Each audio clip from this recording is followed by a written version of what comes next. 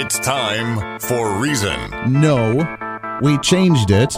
We're the ones with the power of the purse. We'll decide what inflation is going to look like when it comes to educational funding or what that dollar amount is actually going to be.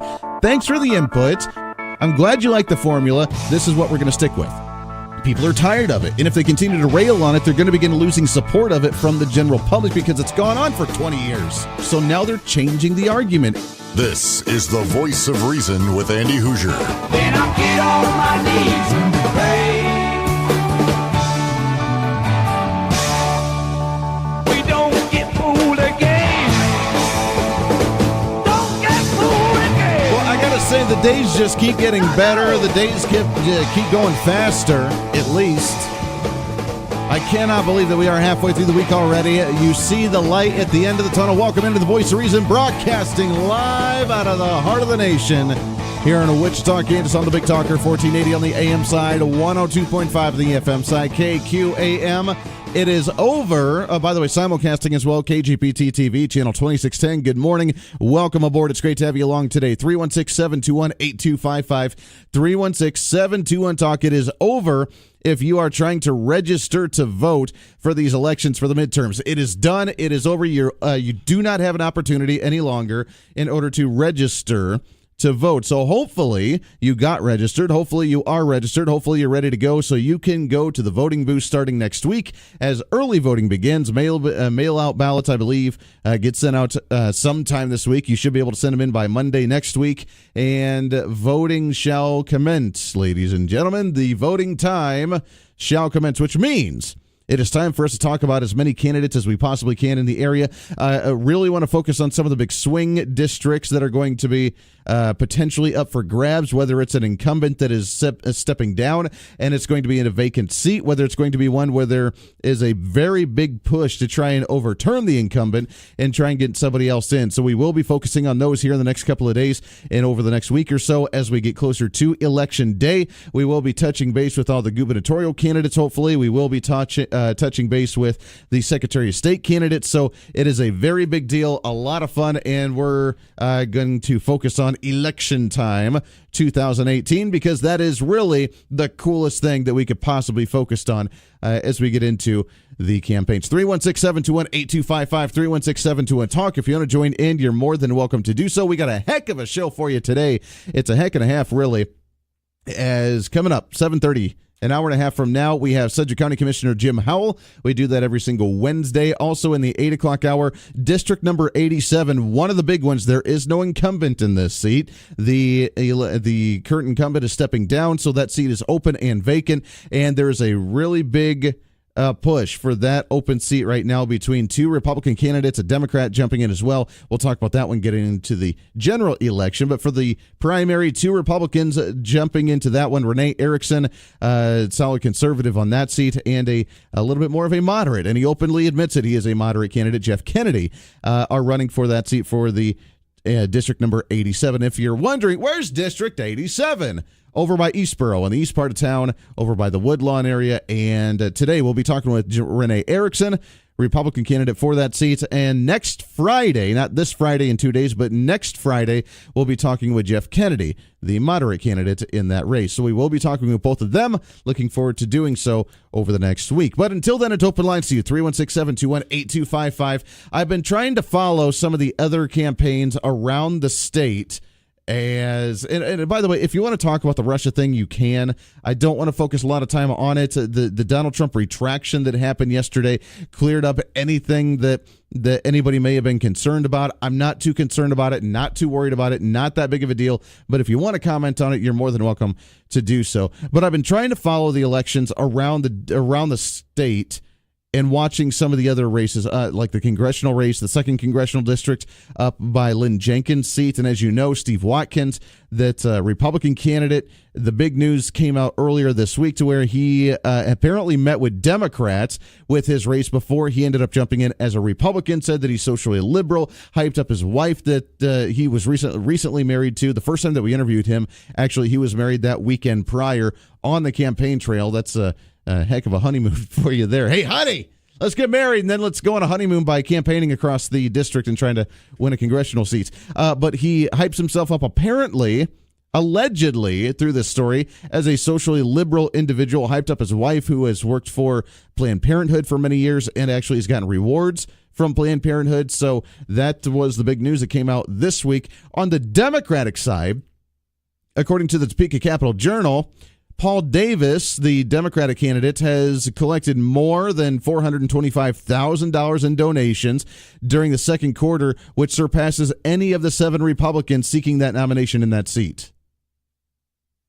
Now, that's something to say there. Number one is that unity does help sometimes when it comes to the Democrats rallying together with 1 or 2 candidates and him being able to collect a massive amount of money from the district in order to help out for that campaign. Number 2, 7 candidates for the Republican side is a lot of candidates. That is a lot of candidates. That is a lot of individuals jumping into that race, trying to bicker and go after each other in that seat. Not necessarily a bad thing, but it does cause division. I'm worried that that's going to kind of turn into the whole 2008 presidential election again, where we had some decent candidates, had some conservatives, had some not so conservatives, and the conservative vote was split and people were torn, and then the moderate and the least likable candidate ended up getting the nomination, which was John McCain, because everybody was so divided. That does happen when you have a very large, massive field. If you remember the 2016 presidential election, and we had Donald Trump, and we had Ted Cruz, and we had Scott Walker, and we had Marco Rubio, and we had to this person. And I mean, we had a very large field. Ben Carson. The conservatives again were torn. Now, I'm not saying that Donald Trump was a bad candidate on this one. Luckily, we did come out with a decent candidate, but we didn't see it necessarily. Some people didn't see it at the time, because we wanted the most conservative individual, and it was torn between Ben Carson, who was the smart genius but outside of politics and didn't know what he was doing and too nice of a guy, between Ted Cruz, who was the constitutionalist conservative that was the firebrand constitutionalist, but some people thought he was too much on the fringe to where he wasn't going to be able to rally and unite the party. We had Marco Rubio that didn't really go anywhere. We had Scott Walker, who has done great things in Wisconsin, but just didn't have much of a chance or a whole lot of money or support to back him and continue on his campaign. It was really divided. And I'm wondering, with 7 candidates in the 2nd Congressional District, if it's going to kind of turn out that way. Now, Steve Watkins spending a lot of money, from what I've heard, almost $700,000 of his own money into that race to defend himself after this attack came out about him being socially liberal and working with Democrats prior to him jumping in as a Republican. The fact that we're going into early voting next week means that I don't know if he's got time to recover from this. I don't know how much of a hit that he's taken in the polls because of this story. I don't know. I really don't know. And I mean, luckily for us here in the Wichita area, we don't have to worry about that race per se, just to pay attention to it. But at the same time, I'm really glad that I don't live in that district, as I've said before, because that is a really, really difficult district to decide a candidate on. And then with a big story like this, with a bomb that dropped right before the early voting begins, I'm sure that he's in somewhat of a panic mode. I'm sure that this has not helped out his campaign to some degree, and that they're trying to rebound from that one. Good, bad, or indifferent, whether you believe it or not, that's going to take a hit in the polls, and he's going to have to find a way to rebound from that one. So very interesting. But Paul Davis, the Democrat, receiving more donations and contributions than any other candidate on the Republican side, and whether it's because of the division or whether it's because of maybe the Republican stances. I know the Democrats are desperate to try and take some seats. Paul Davis trying to jump in that seat. We have James Thompson and Laura Lombard trying to jump in the 4th Congressional District here against Ron Estes, and which is why you see something like a Bernie Sanders, Alexandria Ocasio-Cortez rally that's going to be happening on Friday, trying to rally for James Thompson, trying to rally the progressives. And it'll work in order to get James Thompson the nomination for the primary. It's not necessarily going to work for the Republicans in the general election in order for James Thompson to win enough votes to be able to beat Ron Estes. It's just not going to happen, especially being going and embracing the fringe left-wing progressive mentality that is the Bernie Sandersite socialism. It's just not going to happen. There are not enough of them in a red state and in a red district like the 4th Congressional District in Kansas. It's just not going to happen. So it really decides on the Republicans who can make or break their own elections in the state. That's really the best way for them to do well or not do well. they will make or break their own, and the Democrats will win based on the policies, based on the vision, and based on the platform that the Republican candidates end up upholding in the elections. And I don't think we're doing ourselves any favors. After this whole Russian deal in the press conference with President Donald Trump and Vladimir Putin, and with them getting together and chatting, and then the criticism that came from that, our own congressional delegation starting to come out and say, wait a second, this isn't the best way to handle it. U.S. Senator Jay Moran coming out says the president missed the opportunity to condemn Russia for meddling in elections when he spoke publicly about the meeting with Vladimir Putin. Then we had U.S. Senator Pat Roberts and other members of the Republican Kansas congressional delegation in recognizing Russia as a threat. Yeah, we recognize Russia as a threat. Did we not listen to the actual press conference? Did we not listen to Vladimir Putin say, you guys in the media and everybody watching this has a misinterpretation of the fact that we trust each other here. I don't trust President Donald Trump. He doesn't trust me. I have interest in Russia. He has interest in the United States. And if we're able to work together because of our interests coinciding together for some type of agenda, then that's awesome. Other than that, that's just about it. We don't want a war. We'll try and start working together a little bit more, but he has his interests. I have my interests, and that's about as far as it goes. And that was the comment from Vladimir Putin. And now our own U.S. delegation from the state of Kansas coming out, well, he could have condemned it. That was the perfect opportunity for President Trump to come out and say, you meddled in our elections. How dare you? I'm going to come after you. And that's going to shut off any type of conversation that we have. That's going to cut off any type of dialogue that we have, because we're going to build up that wall and we're going to say, you know what? We don't like you, Vladimir Putin. We're going to condemn you for meddling in our elections. Is that really the time to do so? And as we always, it seems like with President Donald Trump that he has to fight not only his opposition, but then he has to fight the Republican Party, who's scared of everything that he does because they want to walk on eggshells. Or they want to be tough when he does try and walk on eggshells. He can never win. It's always the opposite of what he does is whatever everybody else wants to do, including members of the Republican Party. And I'm ashamed of the fact that our Kansas delegation would not just say, you know what, he knows what he's doing. I trust in him there. You know what, maybe it was the best comment. Maybe it wasn't the best comment. But I'm going to trust in what he has to say and what he's doing when it comes to negotiations with other world leaders. And I'm just going to leave it at that. Or don't make a comment at all. When did we get to the point to where, you remember the whole phrase before that if you can't say anything nice, don't say anything at all? Then why don't we stick to that kind of principle in politics now too? As a Republican who's trying to embrace Republican values, where we have a midterm election where it's really important for the Republicans to unite and get on the same page, where now we're continuously trying to criticize even this delegation in Kansas, wanting to criticize the president of the United States. It's not going to look light. It's not going to look good. And going into an election where we're trying to decide, are you going to be a Donald Trump Republican? Are you going to be an anti-Donald Trump Republican?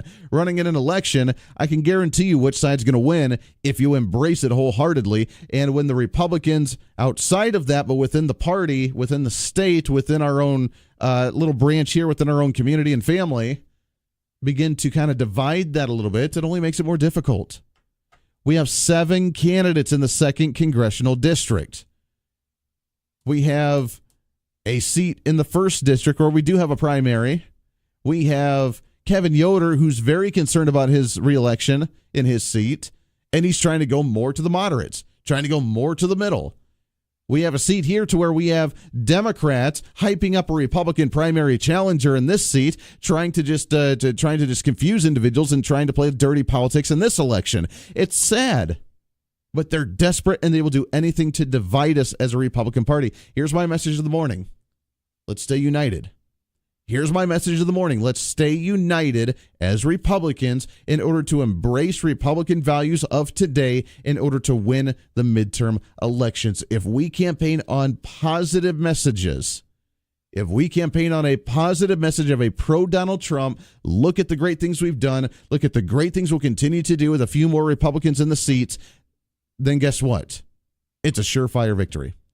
It is a surefire victory. No Democrat, no blue wave can possibly try and change that momentum because we have great things rolling right along. 21 minutes past the hour. Welcome in 316-721-8255. I want to take some phone calls when we come back. We have a lot to get to today, not only with the elections, but some of the decisions. If you heard The budget came out for the city of Wichita, and some libraries may be shut down. A golf course may be shut down. We'll talk about that. Are times changing?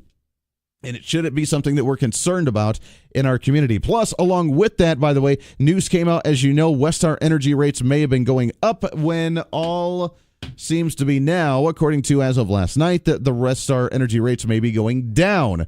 We'll talk about what happened there and the change in the thought process with that one. That and more on a Wednesday. Hashtag Freedom Loving Wednesday right here on The Voice of Reason. Stay tuned. You're listening to The Voice of Reason with Andy Hoosier.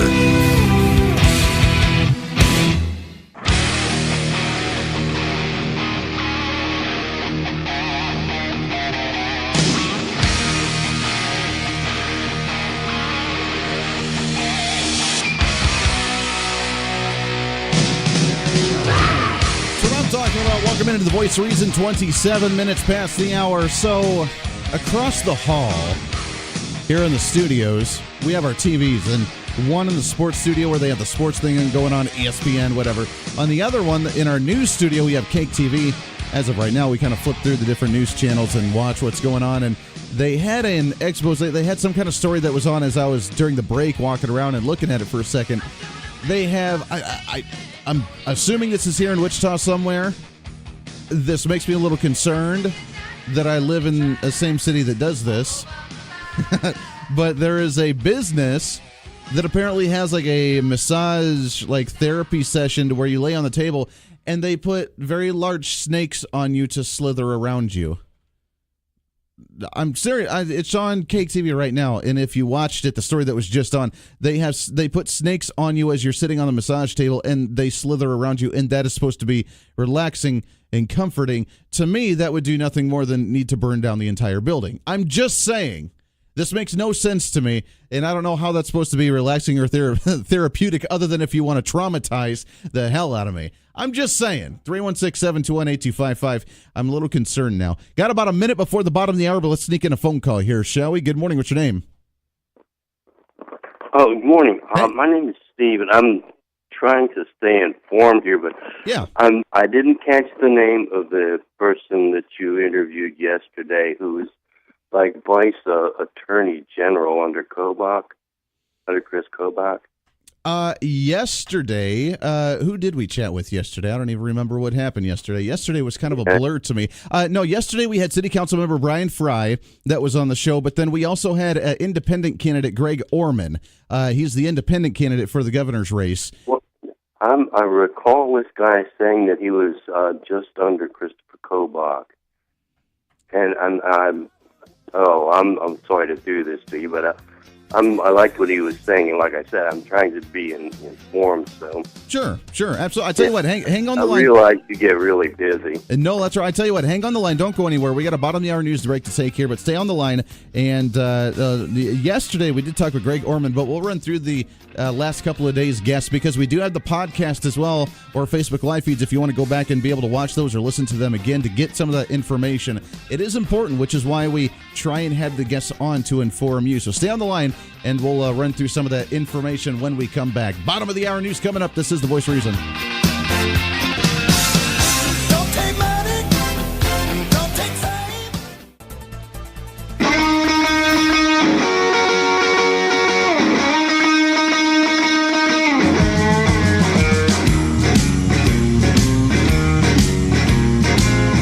You're listening to The Voice of Reason with Andy Hoosier. Right on! Let's do it! Rock that world! Rock that world! Give him a call at 721-TALK. That's what I'm talking about. The enthusiasm, the excitement, the energy at 6:30 in the morning is kind of something to behold. What do you say? Welcome in 316-721-8255. Great to have you along today. Starting off your morning the best way we know how to do so, which is getting you upset about politics. What's wrong with that? 36 minutes past the hour. Welcome in 316-721-8255. We got our caller still on the line here, and the question was about some of the latest guests, trying to be informed, trying to stay up on what's going on. Now, I'm thinking that the The guest that we had on not yesterday but Monday was Craig McCullough. He's a candidate for Secretary of State.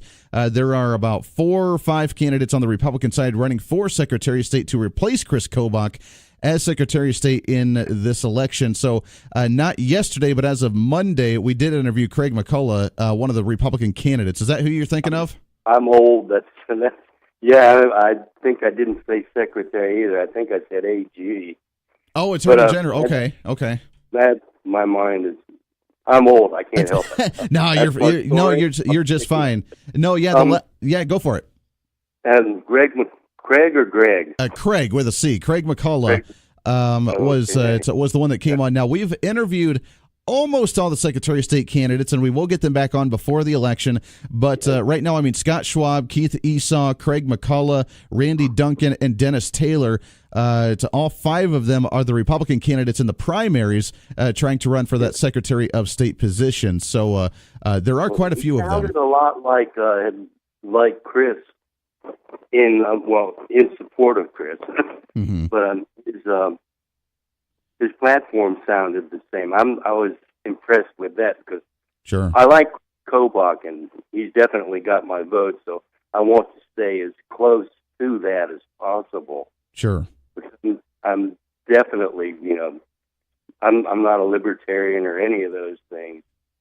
I've been a Republican as long as I've been voting, and I've been trying to get as conservative as possible because, unfortunately, the Republicans are beginning to lean a little to the left. Sure. Some of them.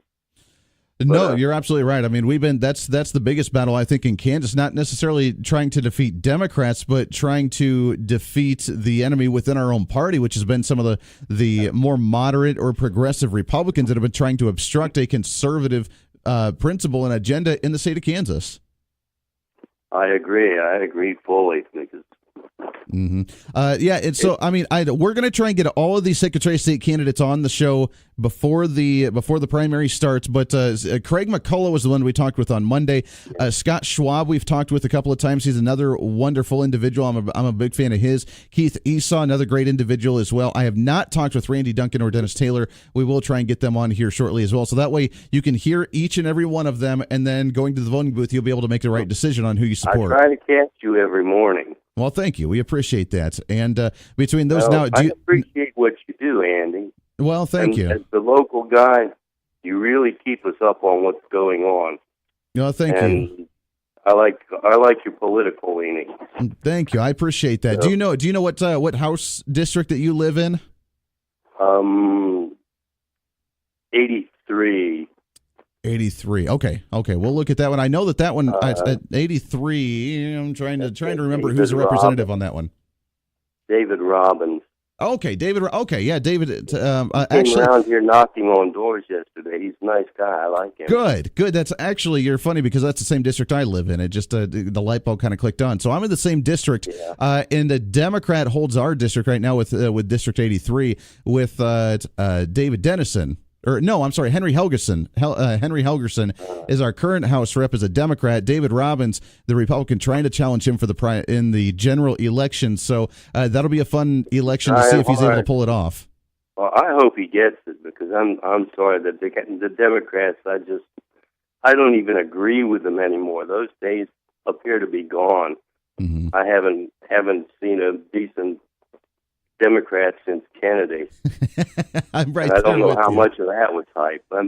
I'm old. No, I agree. I mean, the Democrats have lost their way. When you see a moderate Democrat, it's a very rare thing. It's kind of like watching a white unicorn sort of thing because it's very difficult to actually see a moderate Democrat say, I'm a moderate and I actually want to believe. Josh Schwade running for the governorship is probably one of the more moderate candidates on the Democratic side, even here in Kansas, running for the governorship. And still, he's going farther and farther to the left as we go into this election, trying to pander to a lot of the Democratic base. So you don't see a lot of those moderate Democrats any longer. For me, he's cursed with the D, so he might be a really nice guy. Sure. Yeah, because some of my best friends are Democrats. I married a Democrat. Okay. How were those family discussions? I'm sure those were entertaining. Well, they didn't talk a lot of politics. They just drank and partied a lot. And they, Well, there you go. I mean, sometimes that's just what you Yeah. got to do. Got to have a little fun with that. So, Yeah. very good, my friend. But, Well, I appreciate it. And if you ever do want to watch the videos again or listen to the podcast, listen to what they said again, you can always go to the podcast, VOR, as in Voice of Reason, VOR.podbean.com, or you can go on to KQAMradio.com, find the Voice of Reason page, and the podcast of the show each and every day is on there. So that way, if you do hear a candidate that you like or want to hear them again, you can always listen to the show again that way. well, I appreciate your help, Andy. Thanks very much. I appreciate the call very much so, my friend. 316-721-8255. No, it's a good, and I'm glad you did that because it's a good refresher that the fact that we do have, look, I mean, I know it's difficult to listen to a show every single day. You get into the routine, you get into the tradition, but sometimes there's just times you can't listen and can't do some things, and I get it. And that's why not only do we do the show live, obviously, but we have it recorded. We try and put it on the podcast. We have the Facebook live feed that we keep a couple of weeks worth of on Facebook. That way you can go back and you can listen because I don't just book guests just to fill time. I book the guest because it's really important information. So if you miss something, if you want to hear it again, you're more than welcome to go back and listen to it a second or third or fourth or fifth time because the candidates that we're going to have on here relatively soon and leading up to the election, the guests, the experts, the speakers that we have on here, it's really important. It is really important. So we appreciate that very much. So let's go back to the phones. Line number 2. Good morning. What's your name? Hey, it's Deacon. Good morning, Deacon. What's happening, sir? Man, it's a beautiful day out here. Living it every day. I love it. Yeah. Hey, you were talking about the midline Democrats and what have you. Yes.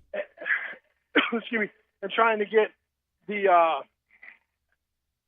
Republican Party back to people who support our values. I have never seen so many yards that I know support Democrat with a Republican sign in their yard until this election cycle. Mary Martha Good is in every Democrat yard that I know.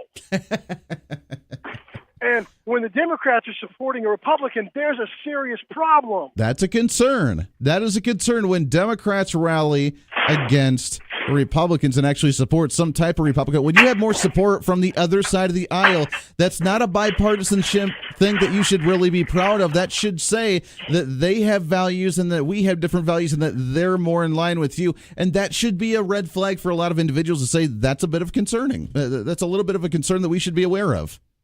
Yeah, I asked the guy the other day that I know pretty well. I was like, why do you have her sign in your yard? He goes, well, she's a really nice lady. I said, you know what? I love my mom too, but I wouldn't vote for her. She's too liberal.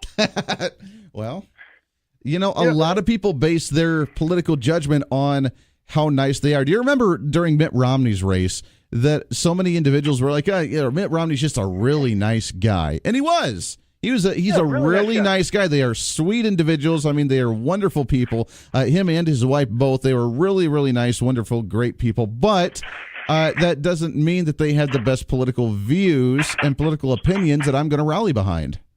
Exactly. And, I don't understand why people, I know Democrats, they vote with their emotions, but conservative Republicans, we tend to think that we're a little bit more cerebral when it comes to voting. Sure. I'm sorry, I'm trying to get away from how loud the truck is. It just... I lost my train. Sorry. No, you're good. I mean, it is when it comes down to it, when it comes to an election, we have to not only base our decision based on the character of the individual, and I mean being a likable person, a nice person, a relatable person is important, and we have to take that into consideration. But when it comes down to it, do they have the political view? Do they have the opinion? Do they have the platform that you believe in and that you know that they're going to stand on? So it kind of works hand in hand. I mean, the character of being a really nice person only goes so far. That's great, but will they use that niceness? Will they use that the relatability to try and fight for a platform and try and sway people over to their views? Right, and I'm with you most of the time. Like what you said yesterday, party trumps person in the general. Mm-hmm. I don't know. I'll tell you what. I might vote for a Democrat if Mary Martha Good is my Republican option because according to the Freedom Index, she did worse than every Democrat except one. Sure. And that's concerning. I mean, usually when you do say party trumps person, okay, you know what, that the special interest, that the money, that the platform, that the party would hold them in line to predominantly vote for the vision and the views of that party, whether it's Republican or Democrat. But when you've gone so far to the opposition, is that really worth it? That would be one of the exceptions to the rule, to prove the rule, that sometimes there is an exception that someone in that party is actually so far one way or another to the opposition that it's really not even worth it. Right. I'd love to hear you talk to Will Carpenter, because I spent a couple hours with him on the phone. Mm-hmm. You know, I was grilling him on what he stands for, and you know, I think he's a great conservative option. So I'd love to hear you talk to him. Well, there are three really big races in the area that we will be focusing on. One of them is that Mary Martha Good, Will Carpenter race, and we will try and get both of them onto the program. This one that we're talking with today with Renee Erickson and Jeff Kennedy. Jeff Kennedy will come on the show next Friday, where Jeff Kennedy is, and he openly says he's a very moderate candidate, and he's a very middle-of-the-road Republican. Renee Erickson is a solid conservative, very staunch conservative, so we're going to talk with them for that district number 87. And the other one is down with Anita Judd Jenkins on the south end, down by the Wellington area. With her, another one of those that is very moderate and very low in the Freedom Index score, and Bill Riley, who's the Republican challenger. And those three races are really the really big, hotly focused issues or races in the South Central Kansas region for the House seats, where there's a really big push to try and upset them and try and lean them a little bit more conservative. Yeah, absolutely. 'Cause, you know, I keep hearing people say, "Oh, we need to compromise, and we need to, you know, get towards the middle of the aisle." All that means to me is like with the abortion issue. Okay, well, we won't kill all babies. We'll just kill, you know, babies up to, you know, 3 months old, or some junk like that. You know, we're still giving them the ability to kill babies. Sure. So I don't like when people start off with compromise. Well, and that's a problem. Start off with being a moderate.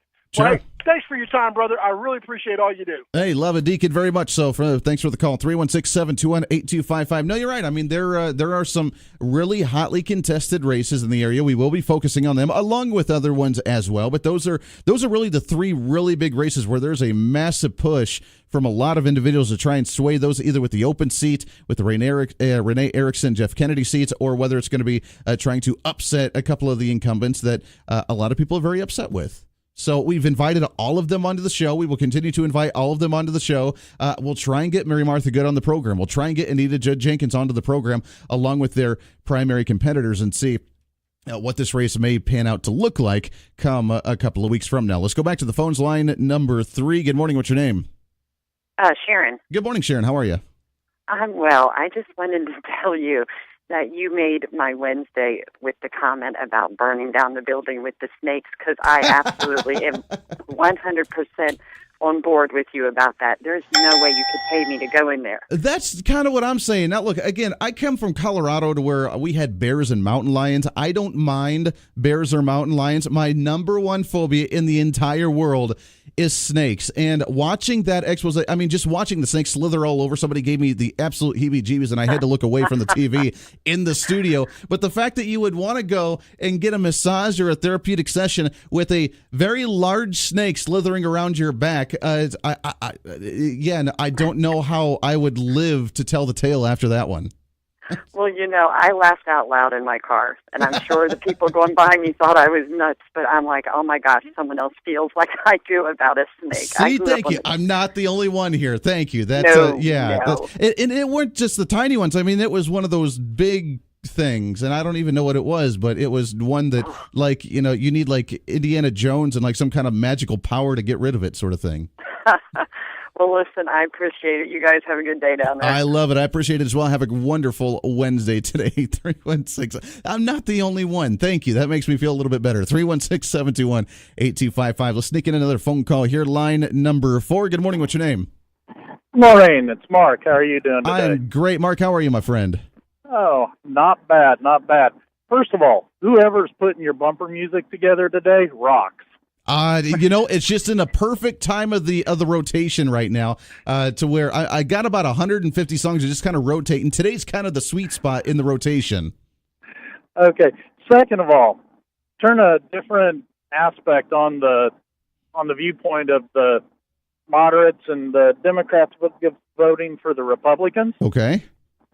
Is it possible that the Democrats here, since Kansas is a very conservative state by and large, is it possible that the Democrats have moved so far to the left that the Democrat voting populace can't, in good faith, vote for the Democrats?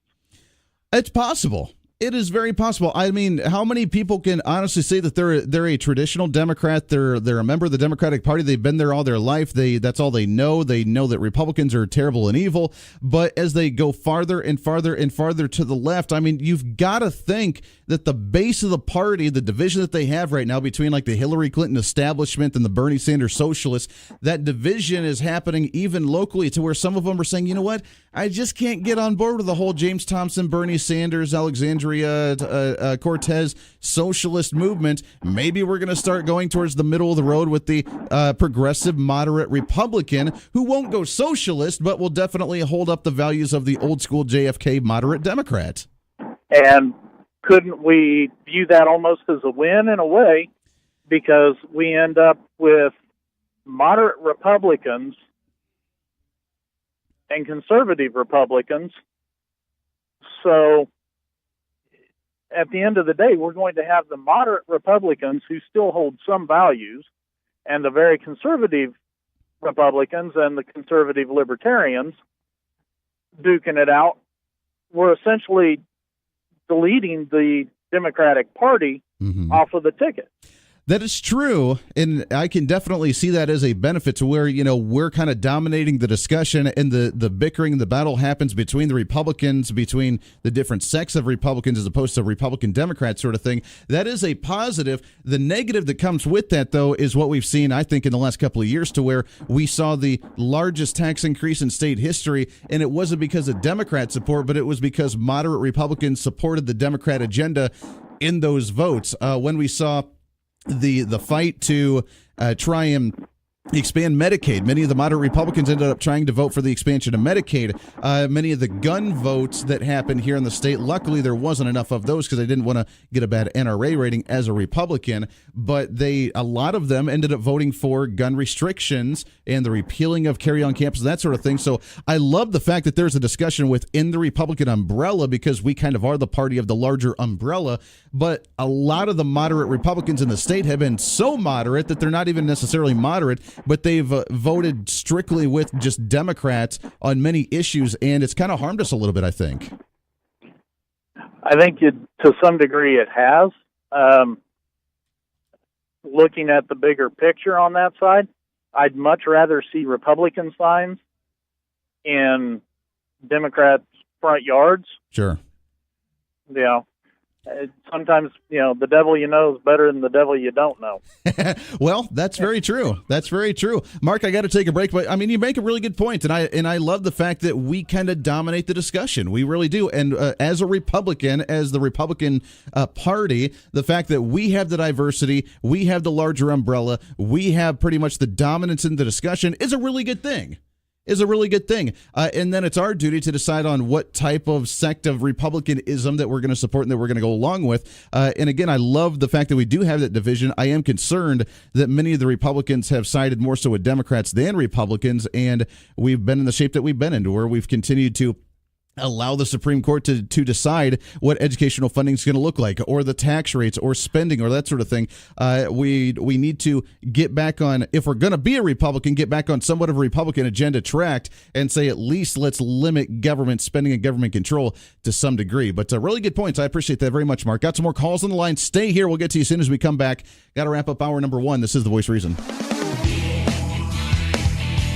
This is The Voice of Reason with Andy Hoosier.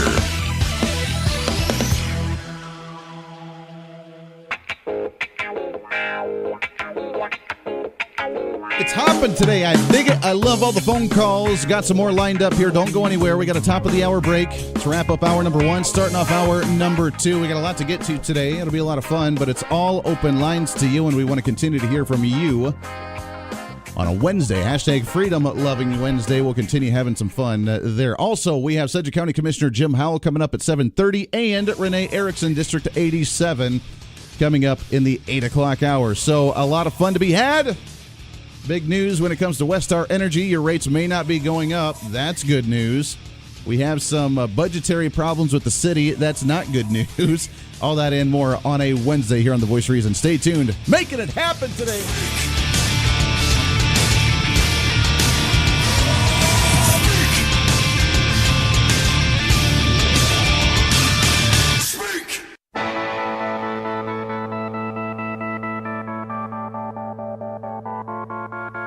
It's time for Reason. No, we changed it. We're the ones with the power of the purse. We'll decide what inflation is going to look like when it comes to educational funding or what that dollar amount is actually going to be. Thanks for the input. I'm glad you like the formula. This is what we're going to stick with. People are tired of it, and if they continue to rail on it, they're going to begin losing support of it from the general public because it's gone on for 20 years. So now they're changing the argument. This is the Voice of Reason with Andy Hoosier. Then I get on my knees and pray. We don't get fooled again.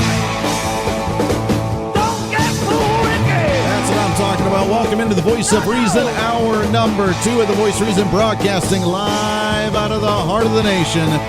Here in Wichita, Kansas, on the Big Talker, 1480 on the AM side, 102.5 on the FM side, KQAM. Simulcasting on TV, KGPT TV, channel 2610. Good morning. Welcome aboard. Great to have you along today on a hashtag Freedom Loving Wednesday. Boy, the phones are lit up. They're on fire this morning. We love it. We appreciate it very much. And let's keep it rolling. 316-721-8255. 316-721-TALK. We do have the Facebook live feed that's up and rolling as well. You can always leave a comment, ask a question, say good morning, call me a jerk. I don't really care. Makes no difference to me in one way, shape, or form. Coming up at the bottom of the hour, we have Jim Howell, Sedgwick County Commissioner, coming on for his weekly Wednesday shindig, talking about the county commission meeting, and some of the debates happening at the county level. In the 8 o'clock hour, we do get back into our election cycle. District number 87, Renee Erickson, GOP candidate for that district. It is an open seat for that one. There are 2 Republicans running for that primary race, and we'll talk with one of them today, the conservative side, with Renee Erickson. I can say that because they are 2 vastly different characters, vastly different platforms, and they openly admit that. Renee Erickson, a staunch conservative, great constitutionalist, and Jeff Kennedy has openly said that he's a very moderate candidate, and he's proud to be so. So it is the complete duel between moderacy in the Republicans and conservatism in the Republican Party for District number 87. We'll talk with Jeff Kennedy on Friday next week, and we'll talk with Renee Erickson coming up in just about an hour from now. But until then, the phones are lit up, so let's go right to them. What do you say? 316-721-8255. Let's go back to it. Line number 1. Good morning. What's your name? Hi, Andy. This is Helen. Good morning, Helen. How are you? I'm doing just great. Good. By the grace of God, and prayerfully you are too. Every day. Oh, great. I have 3 issues I want to talk about. Number 1 is the KGPT is programming is you keep fading in and fading out. Is this you're not a consistent? It's not a consistent signal. Okay, I will pass that along to the individuals that need to know that. So I appreciate that. Okay, and then number 2 is the Russian. I don't want to mislead anybody from what I said yesterday, because Trump did the right thing according to God's law in Deuteronomy chapter 20, but he also warns us that Russia cannot be trusted. Just read the books of Ezekiel 38 and 39, and the book of Obadiah, and the book of Malachi. No, we cannot trust the Russians. Zero nada. And then the number 3, as I called our representatives yesterday, and it seems like they're really coming down on Trump. I didn't vote for Trump. I was originally one of those never Trumpers and stuff, but he's convinced me that he's not such a bad guy, at least for the nation, after all. He's kind of proven himself, hasn't he? He kind of has, yeah. So, but here we have these our representatives. They all are kind of siding with the intelligence people, and I asked them. I said, "Well, what's the proof that there is Russian?" I wouldn't be the least bit surprised that the Russians tried to interfere with our elections. But what's the proof? And what's the proof that there's collusion between Trump and the Russians? And nobody. And then one person said, "Oh, this is classified." Well, what? Yeah, I mean, we got to remember, too, there's a big difference between collusion in the fact that the Trump administration or the Trump campaign at that time worked with Russian agents, or the Russians wanting to just interfere with our election, whether it's paying for social media ad time to try and sway it one way or another, and trying to collude, not collusion, but trying to interfere in that sense. And I totally believe that that is possible and that they would try and do that. And have they seen that? Absolutely. And it's no different than the United States at many times trying to sway elections with different elections around the world as well. If you remember, Barack Obama actually sent paid campaigners and advisors to Israel to try and actually sway the election there in order to try and get Benjamin Netanyahu out of office, and did what he could there. So we've done the same thing. And is it right? Absolutely not. Should we be stopping trying to interfere with elections around the world? Absolutely. But as powerhouses, we've done that as long as them trying to do it to us. So it's really not that big of a surprise.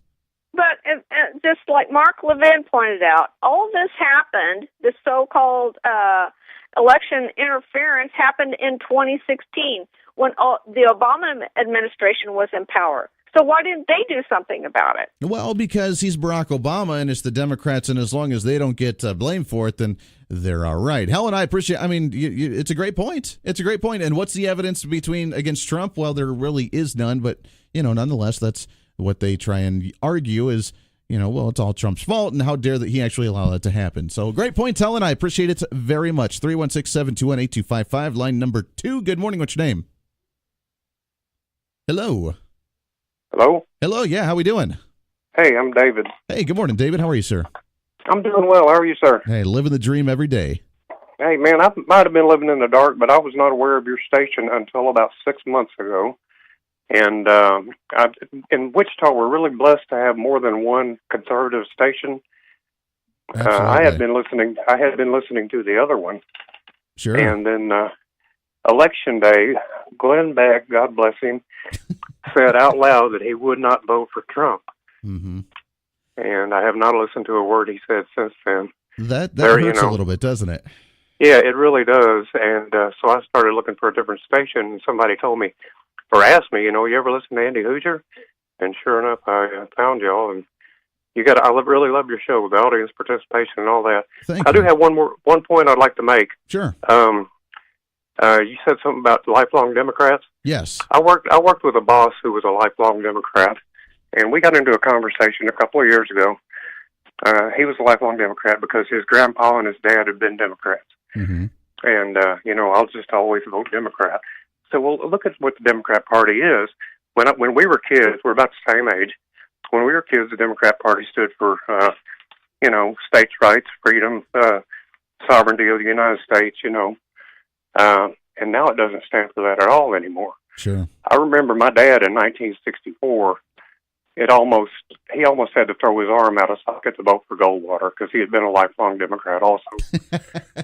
But, it does, and there are people like that. Sure. Who will vote Democrat just because it's family tradition, even though the party doesn't stand for anything like what it stood for. Sure. In the generations before. That's just what they do. You're right. And it's heartbreaking because there are a lot of times where they just stick to that. You're a Republican. I don't like you. I'm just a Democrat, and that's just the way it is. But if we're able to, and the Republican Party really has an opportunity here if they're able to utilize it and figure out a way to explain that to where it's not about the party, but it's about the vision of what they see. And I think that's why Donald Trump ended up winning blue states like Michigan that's very unionized, some of those Midwestern states like that have predominantly gone to the Democrats for a long time because of the unions, because of just the tradition that it was.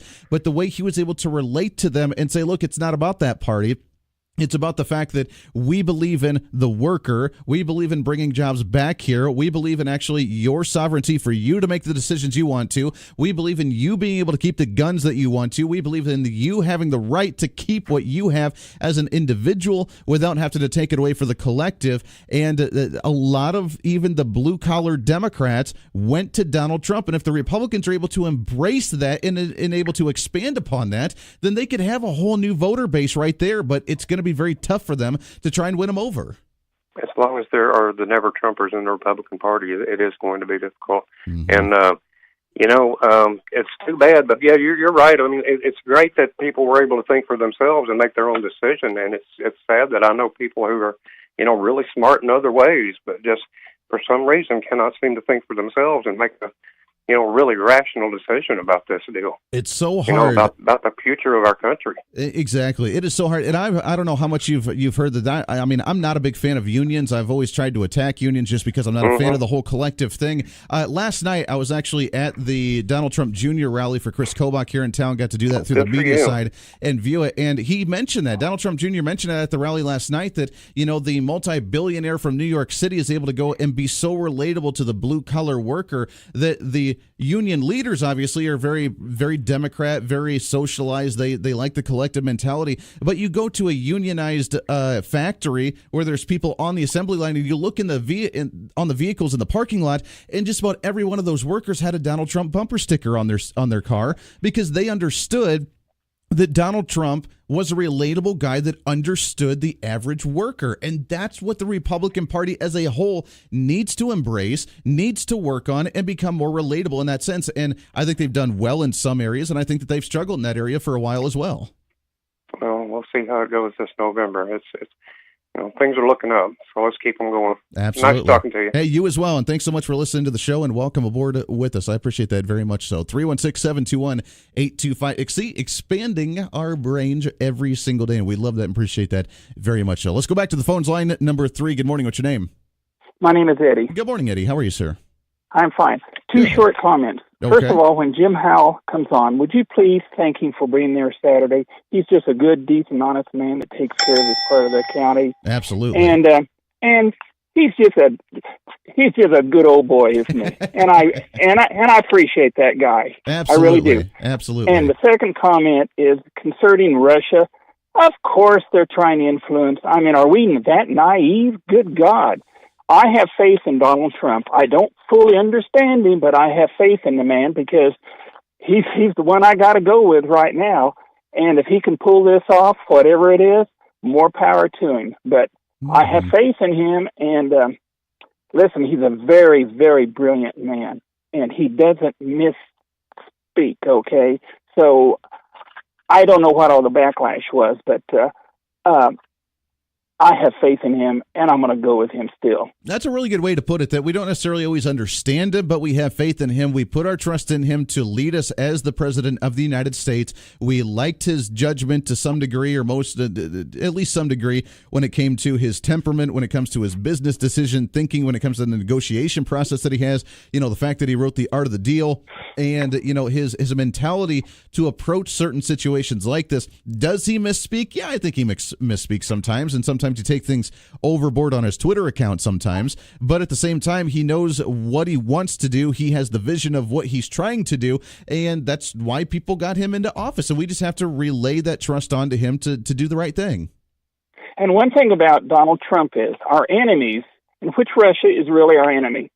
I don't play games. Sure. And our enemies knows that Donald Trump carries a very, very big nuclear stick.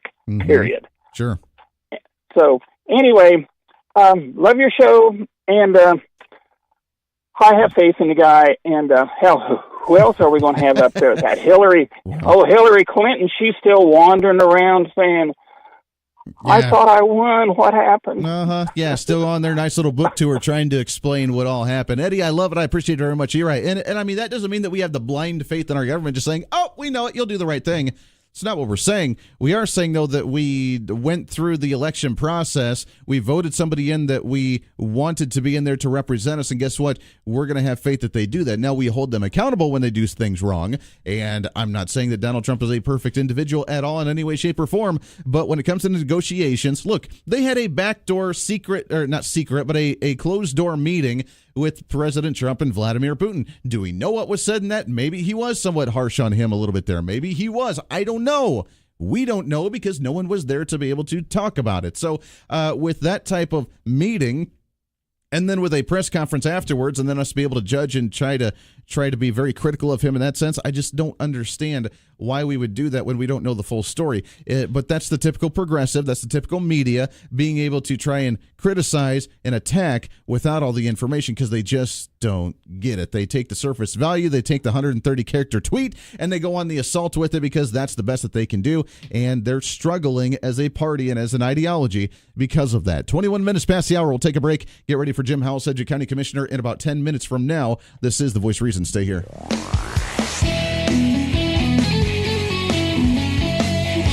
The Voice of Reason with Andy Hoosier.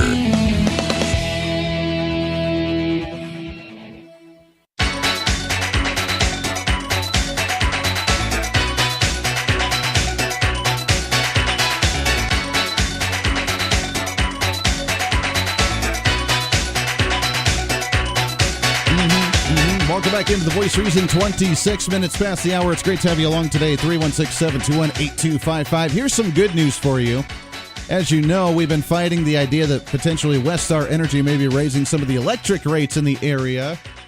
Not only raising them, but then trying to raise the rates for individuals who have maybe solar panels or wind energy on their farm or their home or their land in order to try and compensate and not pay electric rates. And then, of course, they were going to pay a higher rate for the whole redistribution thing, and they got to pay their fair share and all that kind of garbage. There was a settlement that was done last night between Westar Energy and some of the government agencies to where not only will we not see a rate increase, where they were requesting $17 million in rate increases as Westar Energy, but actually we're going to turn around and see a $66 million rate cut. That's kind of a big turnaround. So, ladies and gentlemen, success. We'll get somebody on here soon to talk about that, the details of that settlement, what happened, and why we may be seeing such a dramatic rate drop as opposed to a rate increase. The settlement still has to be approved by the 3-member Kansas Corporation Commission. If it is, it will mark a quiet end to what has been hotly contested fights over the rates, brought to you by 200 angry customers, at least a dozen state lawmakers, to recent public hearings in Wichita. What does that mean? That means that your voice was heard, that you stood up, you were angry, and they ended up changing their tone and it ended up going the other direction. Regular electric customers would see a $4 a month decrease on their bill under the new settlement agreement, as opposed to what they wanted to do with the current $15 to $18 increase that they wanted to see. Westar had proposed to increase that charge current from $14.50 to $18.50, so about a $4 rate increase. Now we're going to see a $4 decrease when it comes to your energy rates. I see that as success. We made it happen, my friends. We made that change, which means we should be very proud of that. So we'll talk with somebody about the details on that settlement that happened, on why we're going to see a decrease instead of an increase on your energy rates. We got about a minute before the bottom of the hour break, but let's go ahead and sneak in one more phone call here, shall we? Good morning. What's your name? This is Jim. Good morning, Jim. How are you? Oh, I'm just doing great. Like the news on the electrical bill, but I wanted to comment on President Trump and the intel agencies. If you remember from your history books, all of the founding fathers, all of the people, George Washington, Patrick Henry, everybody was distrustful of government because they had just looked at the British. But distrust of the government is what we're supposed to have. We're supposed to be critical and thinking about the government. And for the last year and a half, President Trump has been targeted by the FBI and other agencies. Why he must have been conspiring criminally with the Russians, blah blah blah. And no matter how much they say he's not the target, they still insist they want to talk to him. Sure. And stuff. And so why should he trust what they tell him about anything when he knows he didn't do anything? Now they say, well, the president's not part of this. Let's have him bring in Barack Obama and Hillary Clinton and ask them what they did as president and Secretary of State. I agree. Russian hacking. That's a great point, Jim. I appreciate that. You're right. I mean, why trust an agency? I mean, I trust the agencies, but why trust them completely when you have individuals within the agency doing the investigation that have a prior bias against you? I'd be a little skeptical as well. Bottom of the hour news coming up. This is The Voice of Reason. Everybody just have a good time.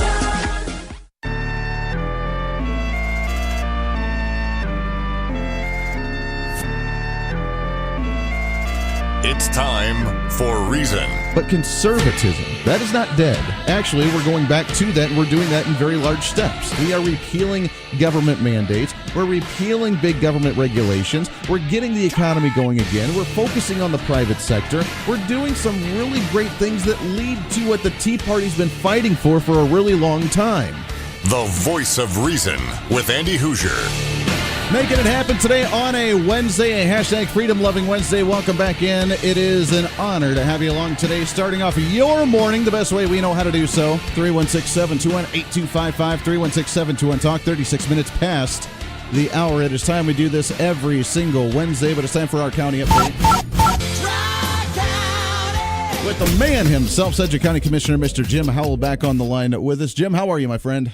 I'm doing very well today. It's a great day, and I'm looking forward to our meeting. So we've had a great show today. Hey, there we go. Well, I felt like we had to do the intro twice there, apparently. So there we are. Appreciate, by the way, you swinging out with the rally on Saturday and doing the invocation. And that was a wonderful invocation, getting everybody, setting the tone, getting everybody riled up and excited. So we appreciate you coming out and doing that for us. Well, thank you for the opportunity. That was a lot of fun. It was a good rally, for a couple of day turnaround and having a good amount of people show up. That was a lot of fun, and you know what? I think we should do something like that more frequently. What do you think? I think it's a great idea. And by the way, you did a great job hosting that and moderating that. And I don't know who started the idea, but it came together so quick and easy. It's just like someone's got to just start the ball rolling, and it's going to happen. So I think that we should do that more often. It was an excellent opportunity to talk to people. I got to meet Eddie. I heard him call in just a minute ago. Appreciate him.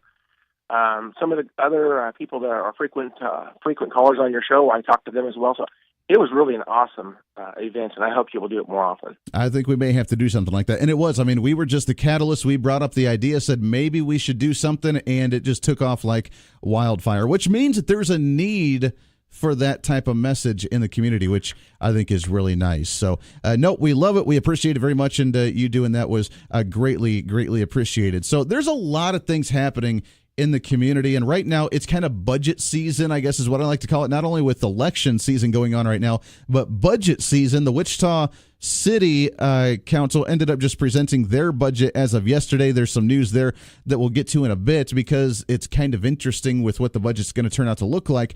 But let's talk about the budget at the county level. Where are you guys at? Are we in a healthy state as a county right now? Are we spending more than we should be? Are we having massive amounts of debt? What's the status of our budget as a county right now?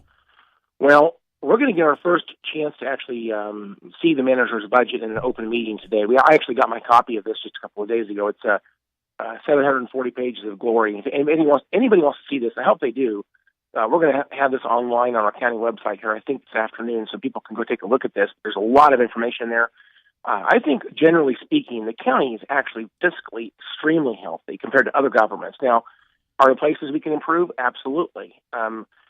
As of right now, as of June of this year, we have $90 million worth of debt. Now, that sounds like a lot, but keep it in perspective. We have just under a $440 million budget, and we are paying off debt. In fact, we paid off over 21% of our debt just since I've been a commissioner. I'm very proud of that.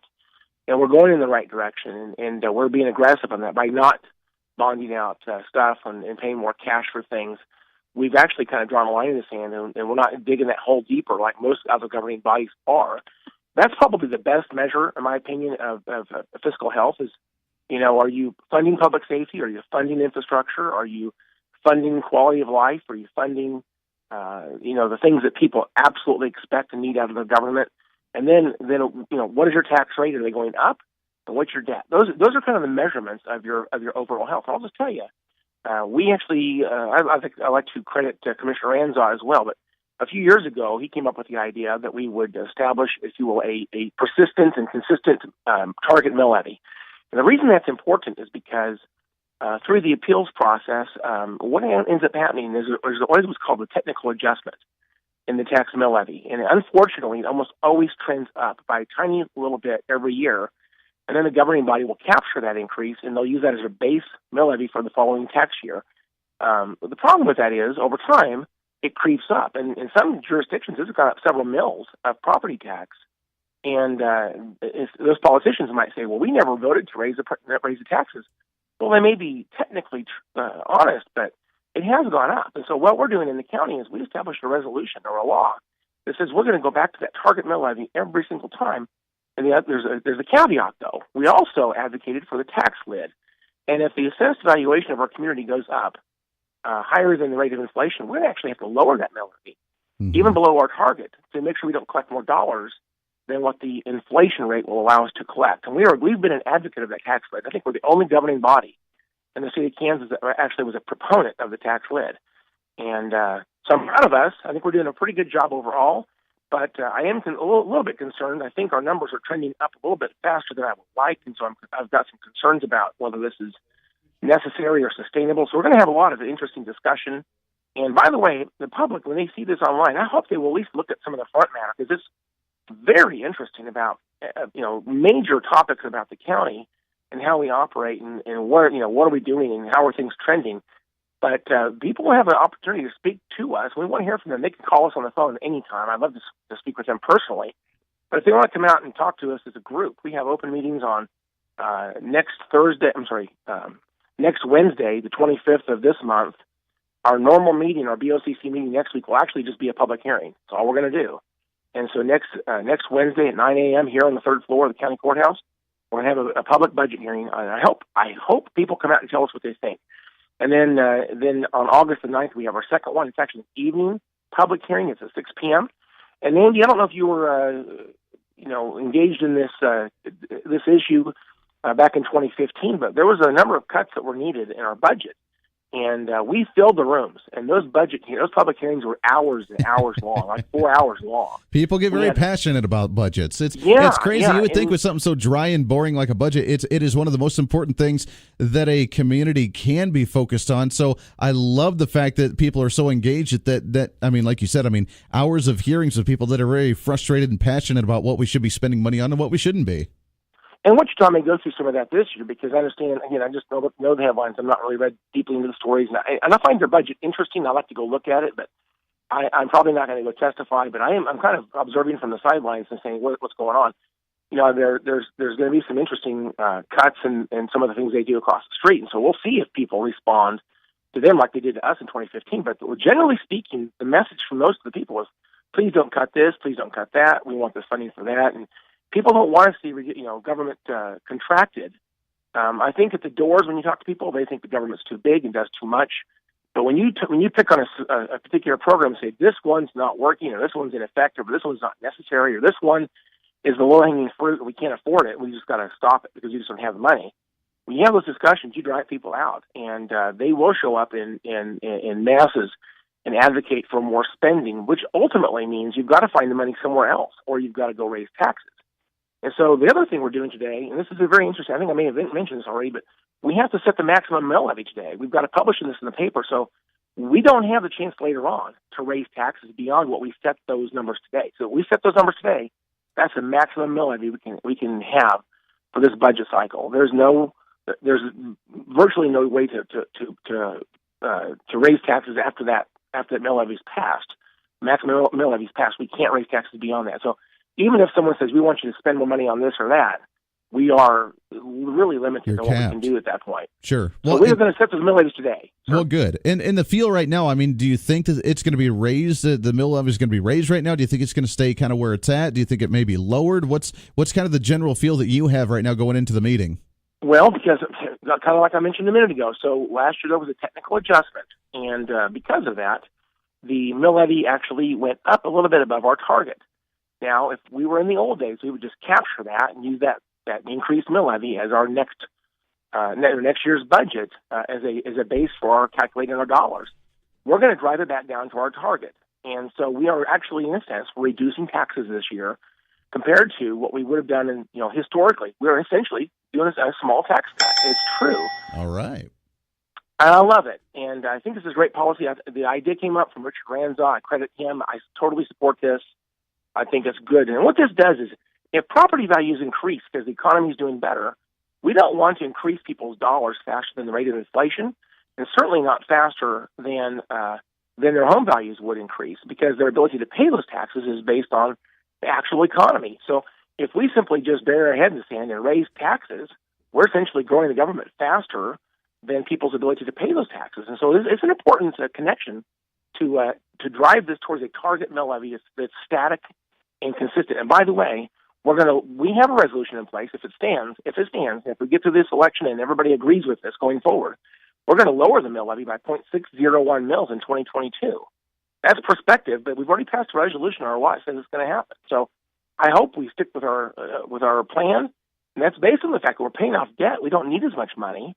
Now, there's one thing that's kind of in the background that's making me worry about that a little bit, and that's the fact that we're trying to buy an admin building. We talked about this before in the air. Mm-hmm. Admin building could be a $15 million issue, or it could be a $30 million issue. Depends on how we solve this problem. But there's going to be some debt attached to that purchase in one way or the other. I just hope it's conservative. And I don't want to have $30 million worth of debt. I don't think we're going to do that, but that would be possible. And anyway, generally speaking, we are very healthy, and things are really looking good. Our public safety is fully funded. In fact, we're adding 6 firefighters this year if the budget passes as it's being presented. We're adding 6 firefighters. We're doing everything we can to fill our open positions at the jail. By the way, if anybody wants a job, let me put a plug in for the jail. We have got, I think, around 60, maybe 65 positions open right now. It's a tremendous job. Wow. One of my sons took advantage of that. He's actually a jail deputy. He's making over $17 an hour, and he's like 21 years old and loves it. He thinks it's a tremendous job. He loves it over there. And I just think it's a great opportunity for the community. We pay them for their training, and it's several months worth of training, and then we put them in the jail as a jail deputy. And it's a great opportunity. It's not a super difficult job. It's a very important job. Someone's got to be vigilant and really be thinking, but it's not physically strenuous necessarily. We just need people to sign up and come. We've got positions open, and we've got a new law enforcement training center we pay cash for on the county side, and it's operating. And we had our first class of graduates coming through the new law enforcement training center just last week. So that's working. So anyway, it's just a great opportunity. And so back to the point, though, our public safety is fully funded, and our infrastructure, our roads and bridges are in great shape, and our human services are up. Our health department's doing tremendous work. Our quality of life, our zoo, is hitting record level attendance and record level revenue. So when you start looking at the county and say, are we healthy? Yeah, absolutely, we're very healthy. I think we're doing great. Well, that's a really good sign to be, because, I mean, right now, many government levels, whether it's the cities, whether it's counties, whether it's even the state governments, we don't hear good news like that. We hear about the fact that, we got to raise taxes for more spending. We have more public services that we need to take care of. We're not compensating for whatever spending that we have. The fact that you only have $90 million in debt as a county really is not that bad of a thing. You've been able to pay off, as you mentioned, close to 20% of that. We've capped what we're allowed to get into debt with. The budget is way larger than that, which means that we're actually on the payment plan to knock that down. Hopefully there's no discussions to try to expand that and try and grow that debt in order to invest in the county sort of thing, when it sounds like we have enough money to set aside and really pay for a lot of projects right up front, don't we? That's correct. In fact, I think most of my colleagues I think some of them are more willing to accept debt options than other commissioners. I'm kind of on the one end of the spectrum, but the reality is there is a lot more projects we're paying cash for. I think all of the commissioners generally are agreeable that we can pay cash for things that are a few $1 million. We're just not going to bond those things out. And some cities will actually package those together. They'll say, we got $3 million for this and $2 million for that, and they'll pass a general obligation bond for $10 million a year just to fund all kinds of stuff. And that's generally how these governments get so deep in debt. And we don't do that. These issues stand alone. And so if you have a $2 million project over here, for example, we have a fire station out west. It's probably going to be around $1.5 million, just to say we're talking about replacing it, because it is completely it's beyond its life. We've got to replace the Andale Fire Station. And so if we make the decision to do that, it's probably going to be between $1 and $1.5 million. We'll just pay cash. Sure. Okay. That's what we do here, and that's why I think that the county is on a very, very good trajectory. And compared to other governments, I am very proud of the county. Compared to other governments, we are in really good shape, it sounds like, which makes me happy. Now, that does go into the fact that since we are working on the budget, and I know a couple of years ago with the expansion, like the elephant exhibit at the county zoo was a kind of a big deal. Any talks of expanding any other parts of the zoo? And if you are, can I make a suggestion? Sure. We need to have a petting zoo for penguins. Well, that's a good idea. I think that's what we need to have. Interestingly enough, we have a new, Mark Reed was here for several decades. Mark Reed was our second zoo director of Sedgwick County Zoo. Tremendous individual. He just retired about a year and a half ago. And to find a new zoo director was a very challenging problem statement. We did find a tremendous individual. His name is Jeff Etling. He's the director of our zoo. In fact, he was on your show with me not too long ago. I actually think he was he was a guest for me. He's one of my guests when I actually subbed for you. Sure. Just a tremendous individual. Jeff Etling is a great director, and the zoo is doing great under his direction. But yesterday, we have a staff meeting, and this is on YouTube. He came and presented to us an executive director's report and kind of a master plan for the county. And he's presenting kind of like, where are we? What are we doing? What's good and what's bad? And you know what? The message overall was very positive. In fact, I asked him at the end of this discussion. I said, "May I use the word thriving? Would you say that the zoo is thriving?" He says, "That's a great word. That's exactly what we are. We are thriving." I love it, and we have a lot to look forward to. But in terms of a petting zoo for penguins, I don't think I heard that. But I wouldn't mind throwing that out there to see what happens. I think that kind of needs to happen. Sedgwick County Commissioner Jim Howell. We're short on time here, but again, remind everybody if they want to go to the meeting today and be part of this budget discussion, which is extremely important. Where and how can people go and participate in this county debate? So today, this presentation will be, of course, on Channel 8 TV. It will also be on Channel 7, repeat airing. You'll also find it on YouTube, on the Sedgwick County YouTube channel. But if you want to see it live, of course, TV today, but in person, that's where we really like to have people come. And that's the third floor of the Sedgwick County Courthouse. That's the blue building on the northwest corner of Central and Main, third floor. Leave your guns and knives at home. We do have adequate security measures. Please come on up at 9 o'clock a.m., and everyone has a chance to speak. We would love to have people come up and tell us what they think on this or any other topic. I love it. Sedgwick County Commissioner Jim Howell, it is extremely important, and the fact that we are doing so well as a county, let's keep that momentum going, and maybe some of the other governmental systems, whether it's the state, whether it's the cities, no matter who, or other counties even, that may look at us and say, you know what, they're doing relatively well. Let's use them as the example as we move forward. So hopefully we can have that kind of discussion as well. Jim, we always love it, my friend. Have a great Wednesday. We'll talk to you again next week. Great, Andy. We'll talk to you then. Hey, always a pleasure right there. Sedgwick County Commissioner Jim Howell. We got some calls on the line. Stay with us. We'll get to you as soon as we come back. Also, Renee Erickson, candidate for the District number 87, when we come back in hour number 3 as well. This is The Voice of Reason. The Voice of Reason with Andy Hoosier.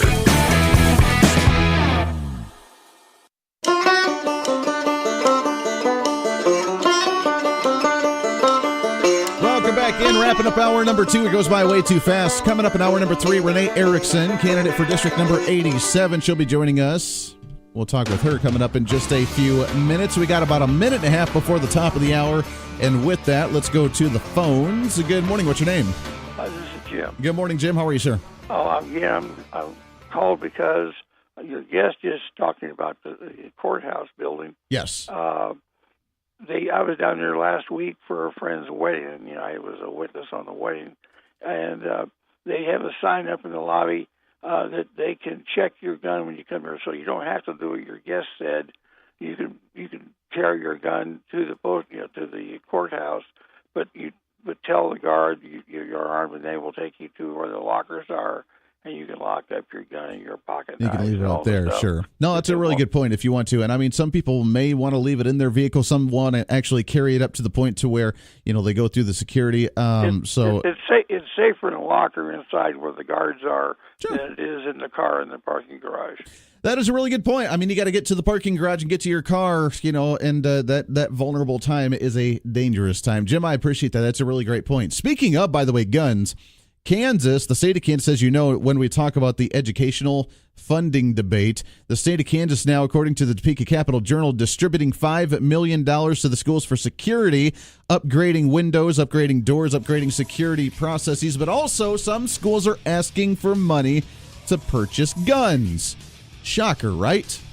Actually wanting to purchase firearms for the security of the school. It's a crazy, wild concept. But it's about time that they started doing so. Hour number 3, The Voice of Reason, coming up. Stay here.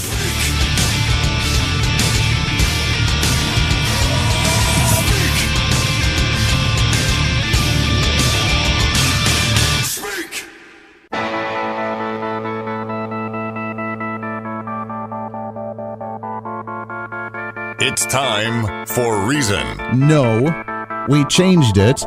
We're the ones with the power of the purse. We'll decide what inflation is going to look like when it comes to educational funding, or what that dollar amount is actually going to be. Thanks for the input. I'm glad you like the formula. This is what we're going to stick with. People are tired of it, and if they continue to rail on it, they're going to begin losing support of it from the general public because it's gone on for 20 years. So now they're changing the argument. This is the Voice of Reason with Andy Hoosier. Then I get on my knees and pray. We don't get fooled again.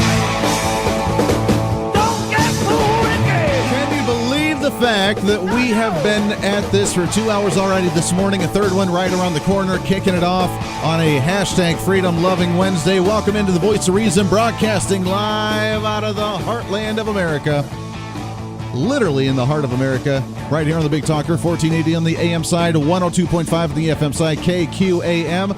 Simulcasting on TV, KGPT TV, channel 2610. Good morning. Welcome aboard. It's great to have you along today in the middle of the week. Really kind of your pre-Friday celebration, and I think we should be very happy and proud of that fact. 316-721-8255, 316-721-TALK. If you want to join in, we have the Facebook Live feed up and rolling as well, facebook.com/1480 KQAM. As you know, yesterday was the deadline to register to vote, so hopefully you did register to vote. If not, then what the hell's wrong with you?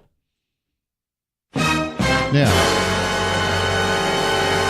No, I don't know. All my listeners, I know that all of us, we are actually engaged. We actually register to vote, and we actually get out there. There are a few races in the area for state House of Representatives that are extremely important, and that there's a really big push to change the dynamic a little bit of what what our state legislative makeup may look like. And one of them being in district number 87 on the east part of Wichita, where it is an open vacant seat, and it is a vast difference between the candidates in that, openly and acknowledgingly, vast difference between the two candidates running for the Republican primary seat in that district number 87. And on the phone with us, we're really excited to have her back on the show. She's been with us before.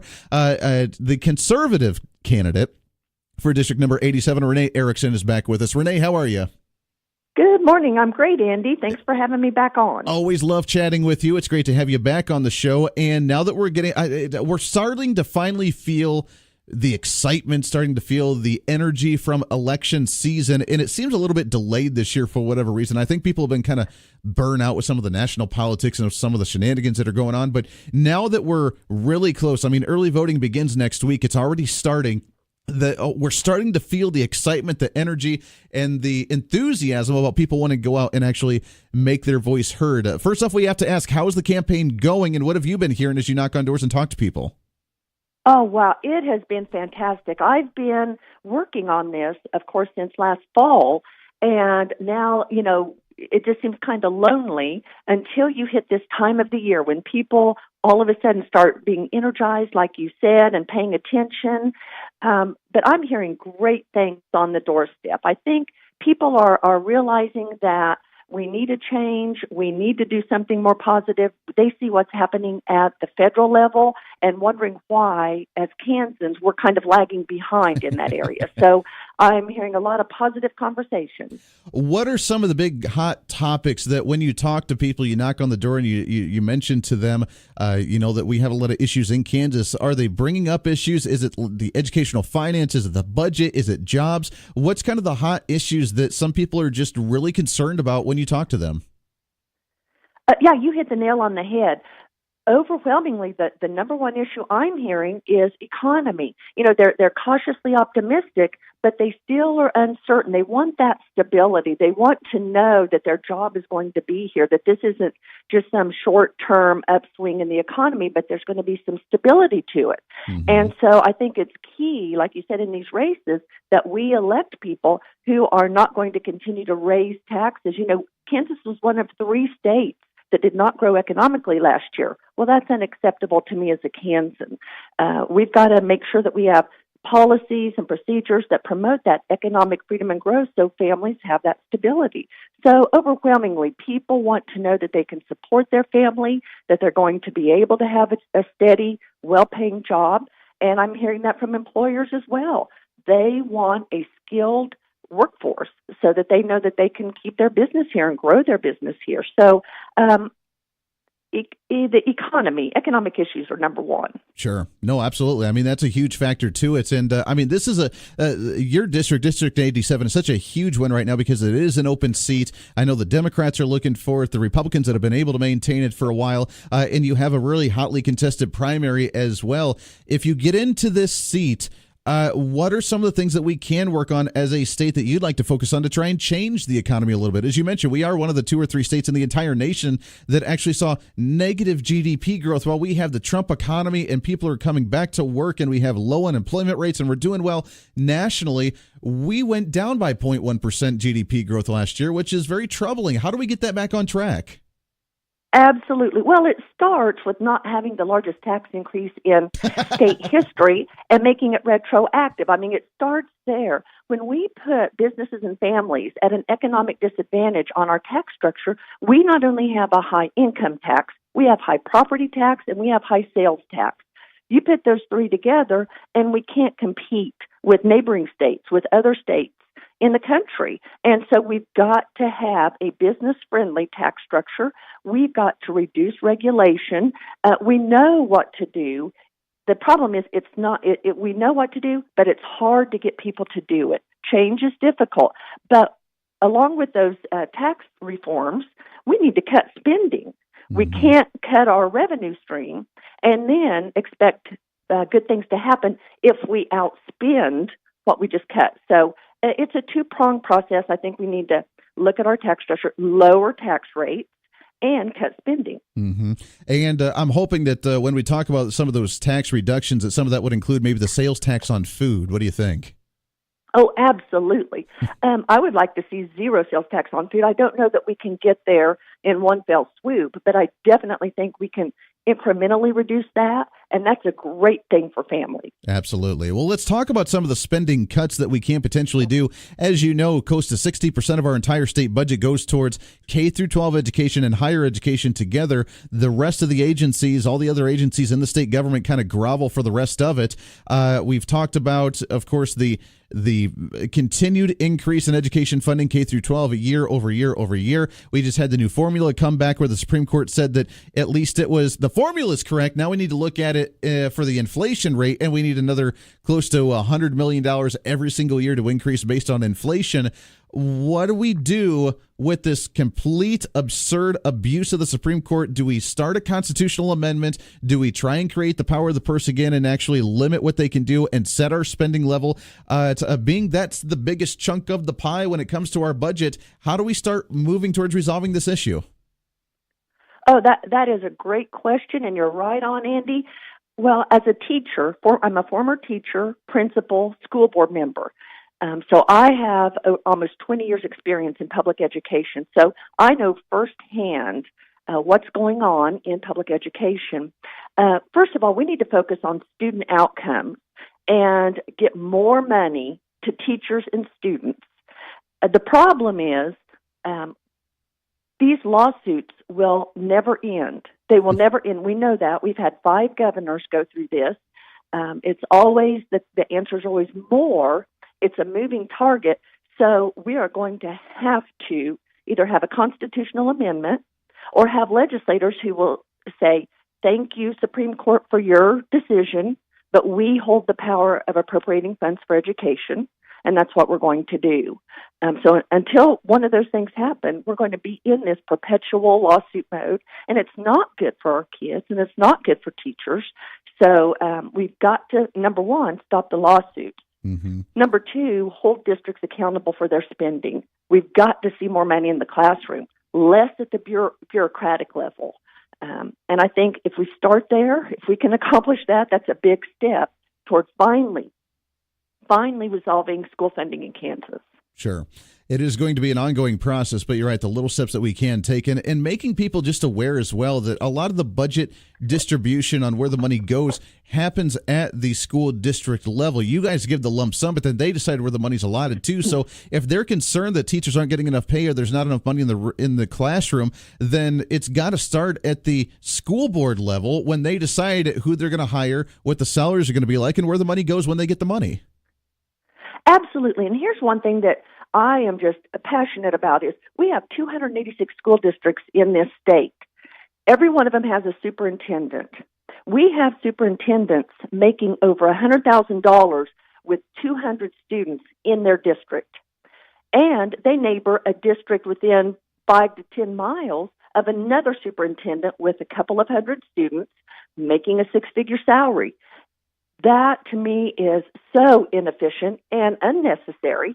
We could have one superintendent for multiple districts. I'm not talking about consolidating schools. I'm talking about consolidating administrative services. And we've had that happen. Clay County did that decades ago. They have a county-wide district office, and they did that out of necessity to save money. There are some things we can do that will get the money where it should be going, which should be our priority, which are students and teachers, and not a heavy bureaucratic educational establishment. So, well, good. Little steps that we can by then. Talk about the support that you've had, the differences between you and your opponent, Jeff Kennedy, for the Republican primary, and some of the endorsements. I know that the NRA endorsements just came out as of yesterday or 2 days ago. You ended up receiving the NRA endorsement, so congratulations on that one. But talk about the other endorsement support that you've had and some of the differences between what the voters in the 87th District may see when they go to the voting booth between you and your opponent. Absolutely. Yes, I was thrilled to get the NRA endorsement. I'm also endorsed by the Kansas Chamber of Commerce, Kansans for Life, and Family Policy Alliance. There are some very important key differences between my opponent and I. He has stated publicly that he thinks property taxes are about where they need to be. He is pro-abortion. He is for legalizing marijuana. And so there are absolutely some key differences. I am proudly the conservative in the race. I am strongly pro-life, pro-Second Amendment, believe in economic freedom, am against legalizing recreational marijuana. So there are some key differences that I think voters need to know when going to the polls. Mm-hmm. Well, and I know you brought up the marijuana side of it, whether the medical or recreational side. That's always a hotly contested issue every time I bring it up on the show. Outside of the marijuana side of it, have you followed much of the agricultural hemp side and where you would stand on something like that if you get in? Absolutely. I am all in favor of examining that. I think that that's a legitimate possibility for Kansas. It might be a very good fit for us economically. So I am supportive of looking at agricultural hemp, but not the recreational use of marijuana. Sure. I'm right there with you on that one. Let's talk about the guns. With the NRA endorsement, as you mentioned, being pro-Second Amendment, we are a very pro-Second Amendment state in the state of Kansas. And you being a former teacher, what's your thoughts on the security of schools? I just saw the story about how $5 million being distributed from the state to schools to upgrade security systems and windows and doors and that sort of thing. But some schools are asking to be able to purchase firearms and guns with that money for security. What's your thoughts on school safety in relation to maybe teachers or more individuals in the schools having firearms? Absolutely. Well, I believe that the best way to stop a bad guy with a gun is a good guy with a gun. I think the details are what matter when it comes to school safety. Every parent wants their child to be safe when they go to school, and schools do take that incredibly seriously. So my position on that is I think the ideal way to do that would be to have an SRO, a school resource officer. in the buildings when possible. I know for some smaller districts that may be cost prohibitive or not a reliable or situation for them. So I do think this is an issue where local control, absolutely, if a local school board wants to properly train teachers and make that available for teachers, I would support that. But I think probably a school resource officer is the best first step. They are trained, they're law enforcement officers, and the real big benefit we get from that, Andy, is I've seen it, is it forms such a great positive relationship between students and law enforcement. Mm-hmm. So I think that's just a great big plus. And they can do things legally that school personnel can't do nor should not be expected to do. So Sure. That would be my preference. And I tell you, the school resource officer is a huge asset. I mean, we had those at my high school, and he was also the football coach. And you're right, it really creates that connection, that relationship between law enforcement for the area and kids, whether in high school or even younger, starting at a young age, to not be afraid of law enforcement, to go to them, to be able to talk to them, to be familiar with them and comfortable with them. And I think it's a great benefit for everybody all around. Yeah, I agree. I think that's the first best solution, but there needs to be other options looked at as well. So Sure, absolutely. Renee Erickson, district number 87. Last words for everybody that may be in that district that maybe wants to help out, that's a little more curious on you or your opponent. Where can people find you, and what can they do? What are you going to be doing for the next couple of days for campaigns? Oh, my goodness. Door knocking, that's my life. People can find me on Facebook or my website, or email me at ericksonforkansashouse@gmail.com. I would love to visit with folks. If they want to volunteer, I can certainly put them to good use. So absolutely, come on out. I'm going to be on the doorstep. Even though it's supposed to be over 100 degrees, I'll be out there. You'll be out there knocking on the doors. And remind everybody again, district number 87, where are those lines drawn, and where is that district? Absolutely. The west edge is Woodlawn. The north edge is 21st. East out to 127th, and south to Harry. So it's a good chunk to cover. It is a good chunk there. It's a really great, and it's, as I mentioned, kind of the east side of Wichita there. District number 87, Republican candidate Renee Erickson. We appreciate you coming on the show. As always, we love chatting with you. We'll get you back on the show again here real soon. Thank you, Andy. Have a great day. Always a pleasure right there. That's Renee Erickson, district number 87 for the State Representatives House. Got to take a break. 23 minutes past the hour. We'll open up lines to you when we come back. This is The Voice of Reason. Stay here. This is The Voice of Reason with Andy Hoosier.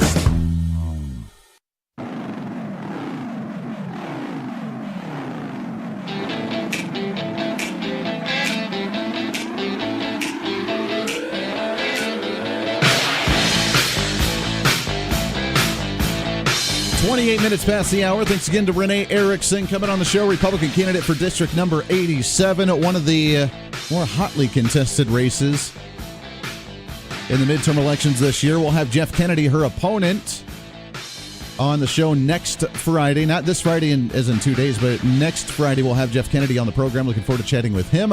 Also, lots more of the House seats up for grabs, and we'll be talking with more candidates throughout the next couple of weeks getting into the season. Remember, voter registration is all said and done, and we're wrapped up there, but at the same time, early voting begins next week, so you need to start thinking about who you're going to vote for, what you're going to discuss, what you're going to have as a platform issue or as a important issue that drives you to the voting booth. And we'll try and touch on all of them.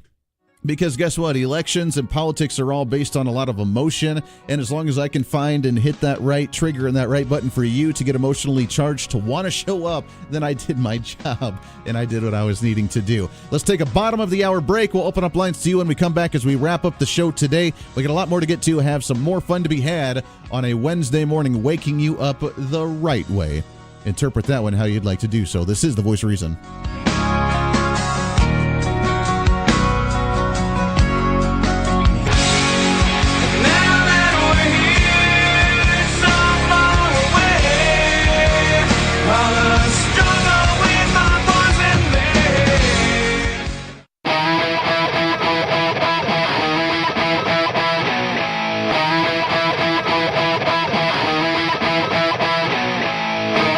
Wichita's fastest growing radio show.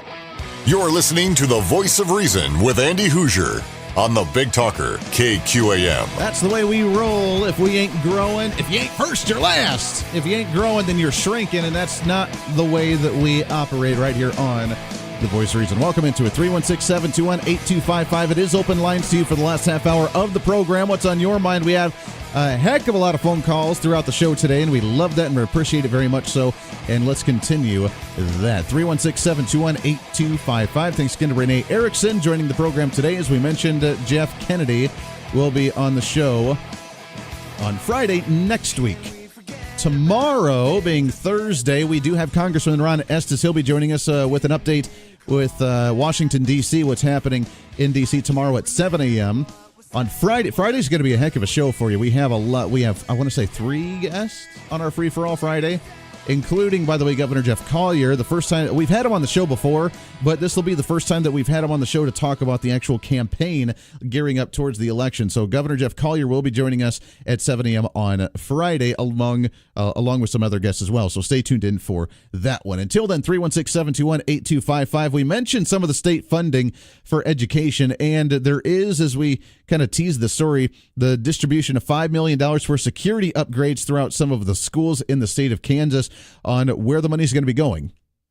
New doors, new windows, security cameras, intercoms, and other features to improve safety of children and staff in different school buildings operated by more than 150 districts. That including $5 million dispersed by the Kansas Department of Education, according to the Topeka Capital Journal. Appropriations authorized by the 2018 Kansas legislature must be matched dollar for dollar by districts submitting requests to the State Board of Education.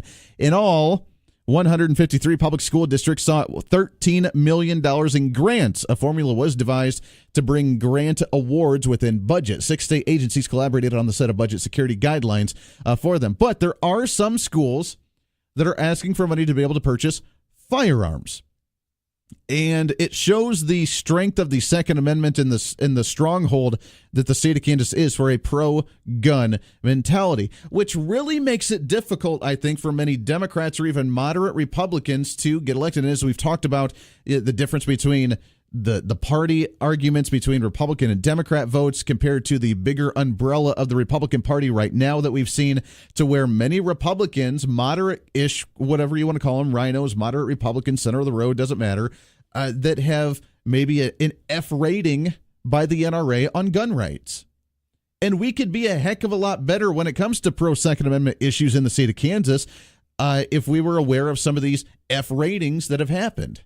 And many of them, by the way, are the same ones when it comes to the Freedom Index score that the Kansas Policy Institute comes out with, that the Sentinel reported on, where out of the bottom 7 in our state legislature in both the House and the Senate, the bottom 7 with the worst record on individual freedom in the Freedom Index score, 6 of them are Republican. Meaning that there are an entire base of the Democrats in the state of Kansas that have a better voting record on Freedom Index scores and freedom voting rights than some Republicans. And that's a bit of a concern, which is why the NRA rating to me is kind of important when you talk about gun issues like that. Because if this comes up when it comes to the legislature, say we meet again, and other than the fact that we need to decide on educational funding, that we need to stop the Supreme Court and all of those shenanigans, we need to look at the safety of the schools. And yeah, upgrading doors, okay, that's a great idea. Upgrading security cameras, upgrading windows, intercoms, whatever that's great. At the same time, is that going to stop a shooter if they decide to come into the school? Maybe. I mean, it could hinder them. It's definitely a bit of a red tape for them to have a difficult time getting into the school. But will that absolutely stop them from what their agenda is? No. Are they going to try something in the parking lot? Potentially, if they can't get into the building. Wait till school's over and wait till all the kids are going out to the school buses, and there it is. I mean, you have to think about, unfortunately, the worst case scenario of someone wanting to cause harm. And if they want to cause harm, they will find a way to do so. And in our opinion, the way that we've always supported the Second Amendment has been to say the only way to stop them is when they try it, then we end up having someone there to be able to eliminate that threat. And that's the only way to do so. So when we have the new legislature go up in the beginning of 2019, in January 2019, the legislative session back underway, And other than the budgetary issues that we have, because it is the beginning of a 2-year budget cycle again, tax debates are going to be happening, sales tax debates are going to be happening, educational finance is going to be happening, so many other issues that are going to be on the agenda. When we start talking about school finance, what's the decision going to be, or the discussion going to look like? When Republicans themselves, as a majority of the legislature, convening to talk about school safety, what will it look like? And with Republicans with an F rating for the NRA compared to Republicans with an A rating with the NRA, and depending on who goes up there, then we could have a lot more guns in the classrooms, in the school, with resource officers or with teachers that decide to do so. Maybe the SMART program or the SAFE Act that Ohio implemented, that Colorado's implementing, that states are beginning to look at and say, you know what, maybe this is an option to go. Or it's going to be such a emotionally charged argument and debate that you're going to see the moderate Republicans with an F rating or Democrats to say, yeah, you know what, we don't want guns in schools. We don't want that. That cause more chaos. That's going to be crazy. So it's really going to decide who we elect. Remember, elections have consequences, and that's kind of the importance of these upcoming elections. And Democrats are going to have a very difficult time deciding on where they stand on this. I really hope, and I guess this is coming from the Democratic side of it. If I was a Democrat, I would be really concerned of the fact that Democrats may not embrace wholeheartedly the whole Second Amendment issue. Being in a pro-Second Amendment state that we are, being in a pro-gun state, as we are. And in order to get elected, you have to be pro-Second Amendment. If you remember last year, during the 4th congressional race between Ron Estes and James Thompson had the ads running as a Democrat with him with an AR-15. Nowadays, I guarantee you that going into the general election, if he gets the nomination again, which I'm pretty sure he will, Laura Lombard is running against him, but he does have the whole Bernie Sanders movement coming out for him, that I guarantee you in the general election TV ads, if you see James Thompson, will not be carrying an AR-15. I'm just saying right now, with the public school debate, with the school shootings that have happened, with the national dialogue that's going on, I guarantee you that the ads that James Thompson runs will be completely 180 degrees different from what we saw last year when he was showing that he was a military man, when he was showing that he doesn't fear guns, that he supports the Second Amendment, that he wants individuals to carry a gun, and that he had campaign ads with an AR-15. Now, if you're a Democrat, how dare you even consider an AR-15 anything that any human being should be allowed to have? Because it should be banned. It should be destroyed. It should not be allowed to even be in the general public in any way, shape, or form. And I guarantee you he will not run ads with that in there. Maybe I'm wrong, but I highly doubt that you're going to see that. The message, the tone that the Democrats are going to have this year are going to be completely different from what we've seen in previous years. They're going to go more to the fringe, which I think is going to hurt them more than help them. Because we are not a California. We are not a New York City. We are not a Seattle, Washington. We are the heartland of America. We are the good old boys. We are the traditionalists. We like our firearms. We do not like government. We like our privacy and we like our space. We like our land. We like our big trucks. We don't care for the whole environmental protection deal. That's who we are, predominantly as a state of Kansas and as a Mid-America region. Now, obviously, there are some because people do support James Thompson. People will support Bernie Sanders. I think that their rally that they're holding to Friday for Bernie Sanders and Alexandria Ocasio-Cortez, I believe it's sold out or it's almost sold out, meaning that they do have support in the area, but it's not enough. And they would do themselves favors, in my opinion, at least, from the third-party objector from outside looking in here, that they would do themselves well to not embrace the Bernie Sanders extremist style, but to try and go more to the center, to try and pander to moderate Republicans that are already voting for moderate Republicans, obviously, in the legislature, in the state legislature, where they have an F rating with the NRA, where they have voted for Medicaid expansion, or they did vote for the largest tax increase in state history. And you would try and pander to those moderate Republicans as opposed to the fringe socialists, because you're hurting yourself. You have an opportunity where you could make some ground as a Democrat, and you're kind of blowing it. You're kind of losing it. Now, maybe that's the rallying cry for the Democrats now, and you have to get on board with that kind of mentality. But I would think that, especially in a state like this, where you're trying to do it in the slow progression to turn it towards purple and turn it towards blue, that you would actually... Now, I know I'm giving away like all the tools for them to do this, and this could very damage the Republican side here. But at the same time, they're not going to listen to me. I'm the nut job on the radio. I'm the crazy conservative wackadoodle here that doesn't understand the democratic mentality of socialism, of redistribution, of punishing individuals for their wealth by capping people's wealth and how much they're allowed to have, and trying to raise taxes for social programs and the safety net that we need to take. I mean, I get it. They're not going to listen to me, but if they were smart, then they would try to pander to the moderate Republicans that are predominantly a very large portion of the population in Kansas, as opposed to seeing how far in a far fringe that they can go. Even on the statewide races, not even like James Thompson in the congressional races, but the statewide races. Have you noticed the Democratic gubernatorial candidates are going farther and farther and farther and farther to the left? Josh Schwade, one of the front runners for the Democrats right now for the governor's race, is a moderate Democrat. But what has he been doing during the primaries, for the first primary that the Democrats have had in 2 decades for the governor's race, which is kind of ironic? They don't know how to handle a primary debate now. They've been debating a lot, and they've attacked each other on, look at that, Josh Schwade, he supported anti-abortion legislation as a Democrat. He's not the right candidate for the Democrats because he's too moderate on abortion issues. He's too moderate on abortion. Just to think of that.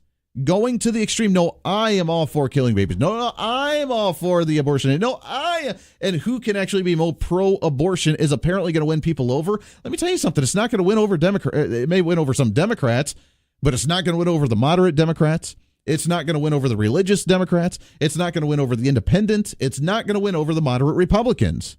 It's just not. You can't run a platform like that and expect it to be successful.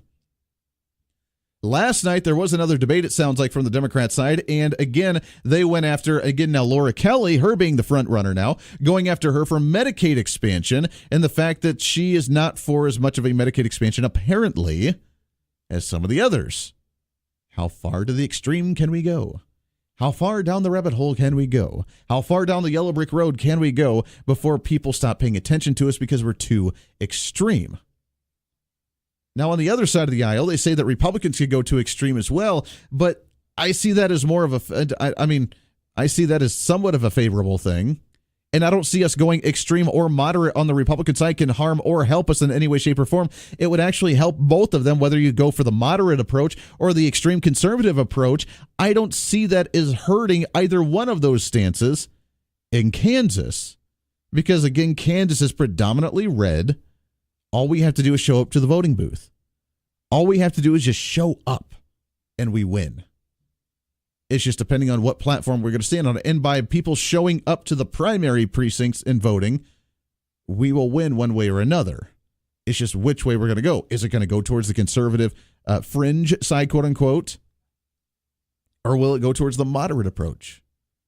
But the fringe Democrats, all they're doing is harming themselves and isolating themselves with a group that's never going to be a majority enough in the state of Kansas or even in certain districts in order to gain some type of victory. They got to be careful with themselves, but they can do whatever they want to, obviously. And they're doing it. And it doesn't matter what Democrats running and what race, they're going farther and farther and embracing extreme fringe left ideologies. 10 minutes to the top of the hour. We'll take a break, wrap up the show today. It is open lines to you when we come back to sneak in a few more phone calls. This is the Voice of Reason. You're listening to the Voice of Reason with Andy Hoosier.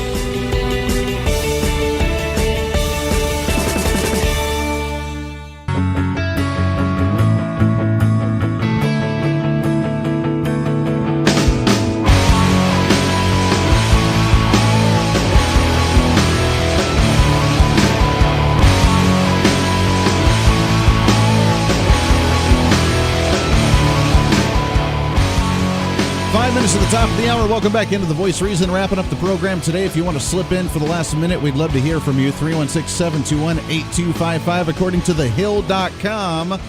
Again, this goes back to the whole campaign tactics of how you actually appeal to the voters and appeal to constituents.